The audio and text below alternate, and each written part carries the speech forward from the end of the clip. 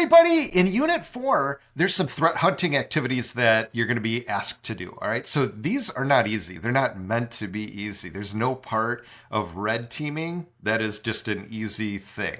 I normally don't give hints on how these challenges work because it's part of the process is discovering what you can discover.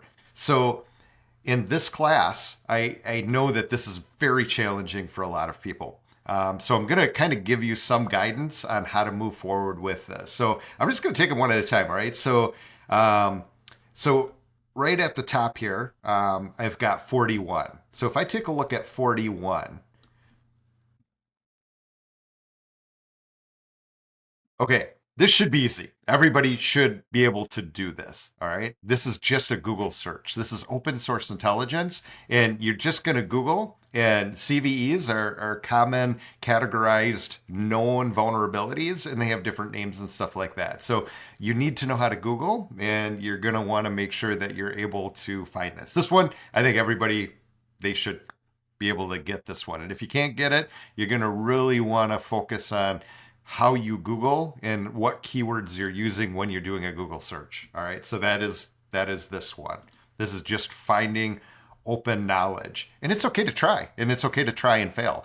You can try as many times and fail. You don't lose points when you fail. All right. So it's just looking for finding the correct answer. All right. So that's 41. I'm going to go to 51 next. And all of these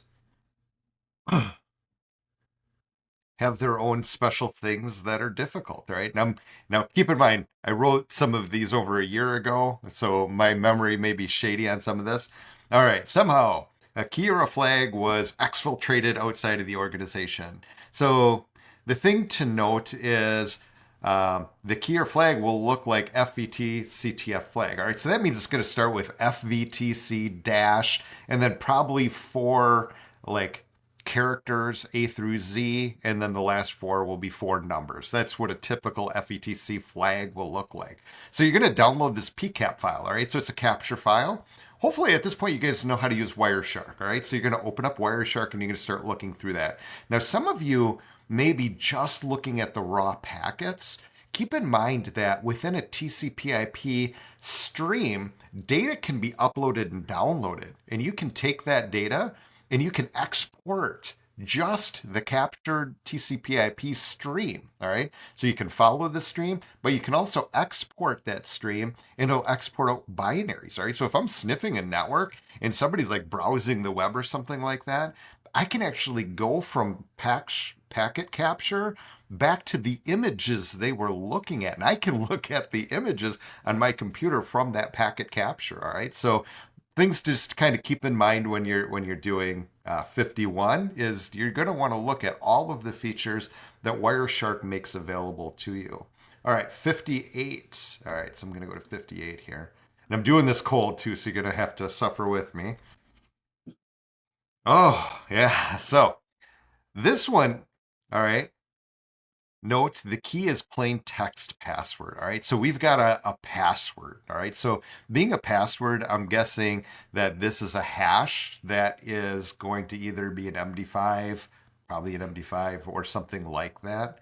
Oh, no, it's a four-way handshake. All right. So you're going to want to Google that. This is a four-way handshake that you're going to have to crack. And I'm guessing you're going to probably be using something like Hashcat. All right. So you're going to crack the password. Now, the hints that I'm hoping you guys can pull from this is it starts with 920 and it's 10 digits. To me, that sounds like a phone number. All right. So when you're going to do like a brute force attack using Hashcat, you got 920. You don't need to crack that. It knows it comes from the 920 area code and it's 10 digits. So it's always going to be 920. So you just need to get the next seven digits, and they're digits. So you don't need to do alphanumeric. You just need to do numeric. All right. So I can't guarantee it. All right. But that's what I'm thinking. All right. So from this being a four-way handshake, 920, 10 digits, it's a phone number. So you're going to try to figure out who used their phone number for their WPA2 key or whatever that is. All right. So, but that's roughly ballpark something to think about when you're working on this challenge. All right, so that was 58. All right, 13. Oh, 13, you got to log in. All right, so you come here. Oh, it auto-filled for me. It's not correct. It's an alert box. It's a JavaScript login. So you're going to want to look at like JavaScript, client side, server side. All right, so this is 13. You're going to want to look at that. I'm not gonna not gonna give you the answer, but it's pretty close to 4. All right, and then 14. So I'm gonna go to 14. 14, still a JavaScript. All right, it's a different iteration. All right, so you're gonna want to peel this thing apart and work on it. So, and I know some of you guys have been asking about 17. All right, so 17 is really hard, and that is 13, 14, 15, 16. If you crack all of those, you're going to find a pattern that will help you figure out 17. But 17 doesn't have a vulnerability, 17 is a pattern.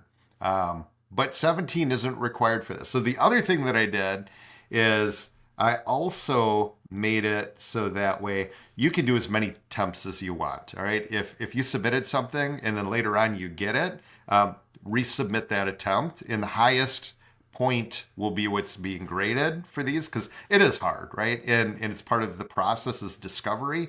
The other thing is utilize your group. You're in a team. You've got a group. Work together on stuff. Now, if you're in there and you got it, don't just give them the answer. Point them in the direction of, hey, maybe this is what kind of a pattern you'd want to use within Hashcat. Try this, So try to let them learn. Don't just like give them the answer, but work together, right? So you're already in a pre-built team. Utilize your team for this. The other thing to remember too is if you don't get it, look at the rubric, right? So right here is your grading rubric. Completing the challenge is the least amount of it, all right? So 10, 20, 30 points is just in formatting, documenting. What did you do? What'd you try? Just submit that process and you've got a passing grade, right? So it's just don't get so hung up on having everything be perfect, right? It's okay not to know everything, and it's okay to be like, yeah, I did my best. This is what I tried. This is what I came up with. As long as you had a good strategy on how you did it. If you didn't solve it, not everybody knows how to use Hashcat perfectly. Not everybody is great with Wireshark. These are just opportunities to help you learn how to use these tools. And use Google. Google the heck out of it. Watch YouTube videos on people pulling binaries out of capture files, right? So just try to figure out how the tools work. That's all part of this process. So anyways, I gave you a lot. Please keep that within, your knowledge base. You can help other people, but just don't give out the answers. And I'm hoping that this is going to help you guys get through this a little bit more successfully. All right. I'll see you guys in the next video.